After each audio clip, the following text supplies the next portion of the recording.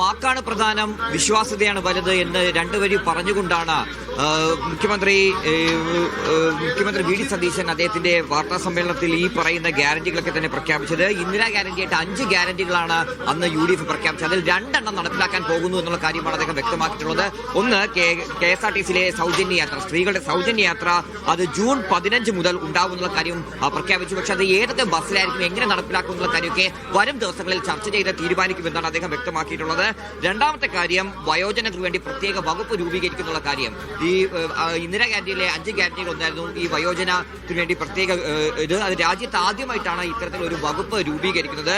ഈ പറയുന്ന രീതിയിൽ വയോജനങ്ങളുടെ സംരക്ഷണം ഏറ്റെടുത്ത് അത് ഭംഗിയായി നടപ്പിലാക്കിയത് ജപ്പാൻ എന്ന രാജ്യമാണ്. അപ്പൊ ആ രാജ്യം എങ്ങനെയാണോ ആ മോഡൽ അത് നടപ്പിലാക്കിയത്, ആ മോഡൽ ഇവിടെയും പരിശോധിക്കും, അതിനുവേണ്ട നടപടികൾ സ്വീകരിക്കുമെന്ന് പറയുന്നുണ്ട്. അതുകൊണ്ട് ഈ പറയുന്ന വയോജനങ്ങളെ ചേർത്ത് പിടിക്കാൻ വേണ്ടി സ്വപ്ന പദ്ധതികൾ ആ വകുപ്പ് വഴി നടപ്പിലാക്കുമെന്നുള്ള കാര്യം വി ഡി സതീശൻ മുഖ്യമന്ത്രിയായ ശേഷം പ്രഖ്യാപിക്കുന്നുണ്ട്. അത് വഴിയെ പറയാമെന്നാണ് അദ്ദേഹം പറഞ്ഞത്.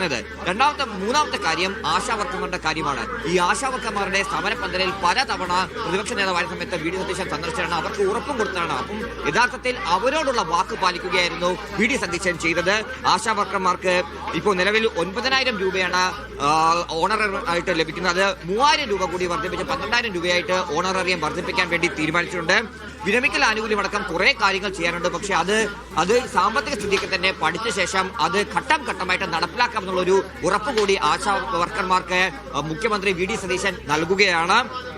പാചകവാതക തൊഴിലാളികളുടെ വേതനം 1000 രൂപ വർദ്ധിപ്പിക്കുന്നു. അംഗൻവാടി ജീവനക്കാരുടെ വേതനം 1000 രൂപ കൂടി വർദ്ധിപ്പിക്കുന്നു. പ്രീ പ്രൈമറി ടീച്ചർമാരുടെ വേതനം 1000 രൂപ കൂടി വർദ്ധിപ്പിക്കുന്നു.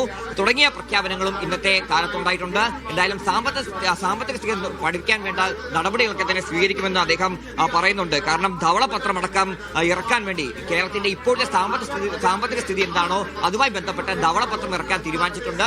ഉദ്യോഗസ്ഥർ മാത്രമായിരിക്കില്ല അത് പരിശോധിക്കുന്നത്. ഇത് പരിശോധിക്കാൻ വേണ്ടി സാമ്പത്തിക വിദഗ്ധരുടെ ഒരു പ്രത്യേക ടീം തന്നെ രൂപീകരിക്കുമെന്ന് വി ഡി സതീശൻ വ്യക്തമാക്കിയിട്ടുണ്ട്. മൂന്നാമത്തെ കാര്യം, നിയമസഭാ സമ്മേളനം വിളിച്ചു ചേർക്കാൻ വേണ്ടി ഗവർണറോട് ശുപാർശ ചെയ്തിട്ടുണ്ട്.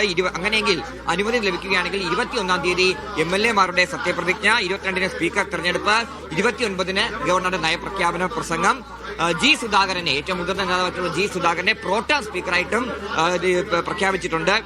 ഏറ്റവും പ്രധാനപ്പെട്ട കാര്യം നവകേരള സദസ്സുമായി ബന്ധപ്പെട്ട കാര്യമാണ്. അന്ന് പറഞ്ഞതാണ് അവിടെ ഉണ്ടായിട്ടുള്ള സംഘർഷത്തിൽ നടപടി UDF സർക്കാർ വരുമ്പോൾ ഉണ്ടാവുമെന്നുള്ള കാര്യം. അപ്പോൾ നവകേരള സദസ്സുമായി ബന്ധപ്പെട്ട് അന്നത്തെ മുഖ്യമന്ത്രിയായിരുന്ന പിണറായി വിജയൻ സന്ദർശനം റോഡ് വഴി പോയ സമയത്ത് പ്രതിഷേധിച്ച 2 യൂത്ത് കോൺഗ്രസ് പ്രവർത്തകരെ, അതിലൊരാൾ MLA ആയിട്ടുണ്ട്, അതിക്രൂരമായിട്ട് പോലീസ് മർദ്ദിച്ചിരുന്നു. അത് മുഖ്യമന്ത്രിയുടെ ഗൺമാൻമാരായിരുന്നു മർദ്ദിപ്പിച്ചത്. ആ 2 പേർക്കെതിരെ നടപടിയെടുക്കണമെന്ന് അതിനുശേഷം ആലപ്പുഴ ജില്ലാ കോടതി ഉത്തരവിട്ടിരുന്നു. പക്ഷേ 1.5 വർഷം ഇതിൽ കഴിഞ്ഞ സർക്കാർ ഒരു നടപടിയും എടുത്തില്ല. അതുകൊണ്ട് അതിൽ പുനരന്വേഷണം നടത്താൻ വേണ്ടി തീരുമാനിക്കുന്നു. SIT സ്പെഷ്യൽ ഇൻവെസ്റ്റിഗേഷൻ ടീം ഇതിനു വേണ്ടി രൂപീകരിക്കുമെന്ന് അദ്ദേഹം പറയുന്നുണ്ട്. അത് ആ ടീമിൽ ആരൊക്കെയായിരിക്കും എന്നുള്ളത് ആഭ്യന്തര വകുപ്പ് വ്യക്തമാക്കുമെന്നാണ് മുഖ്യമന്ത്രി ഇപ്പോൾ പറഞ്ഞിട്ടുള്ളത്. എന്തായാലും അതിനോടൊപ്പം തന്നെ അഡ്വക്കേറ്റ് ജനറലായിട്ട് ജയ്ജു ബാവിനെ ഇപ്പോൾ നിയമിക്കാൻ തീരുമാനിച്ചിട്ടുണ്ട്. ഡയറക്ടർ ജനറൽ പ്രോസിക്യൂഷനായിട്ട് T അസഫ് അലിയെയും നിയമിക്കാൻ തീരുമാനിച്ചിട്ടുണ്ട്. ഈ സത്യപ്രതിജ്ഞ ചടങ്ങുമായി ബന്ധപ്പെട്ടുണ്ടായിട്ടുള്ള മാറ്റങ്ങൾ അത് എപ്പോഴും ഒരുപോലെ ചടങ്ങുകൾ നടത്തണമെന്ന് തീരുമാനിക്കണോ, മാറ്റങ്ങളൊക്കെ വേണ്ടേ എന്നുള്ള കാര്യം അദ്ദേഹം ചോദിച്ചു. അപ്പൊ എന്തായാലും ഈ തുടക്കത്തിൽ തന്നെ ജനപ്രിയ പദ്ധതികൾ പ്രഖ്യാപിക്കാൻ UDF സർക്കാരിന് കഴിഞ്ഞു എന്നുള്ളത് വലിയ നേട്ടമായിട്ട് അവർക്ക് ഉയർത്തി കാണിക്കാം. മുഴുവൻ പദ്ധതികളും ഉടനെ പ്രഖ്യാപിച്ചില്ലെങ്കിൽ പോലും ആദ്യ ക്യാബിനറ്റിൽ തന്നെ ഏറ്റവും ജനകീയമായിട്ടുള്ള ഇന്ദിരാ ഗ്യാരണ്ടിയായിട്ട് പ്രഖ്യാപിച്ച പദ്ധതികൾ തന്നെ നടപ്പിലാക്കാൻ കഴിഞ്ഞു എന്നുള്ളത് വലിയ കാര്യമായിട്ട്, വലിയ നേട്ടമായിട്ട് തന്നെ മുഖ്യമന്ത്രിയും ഉയർത്തി കാണിക്കുന്നുണ്ട്.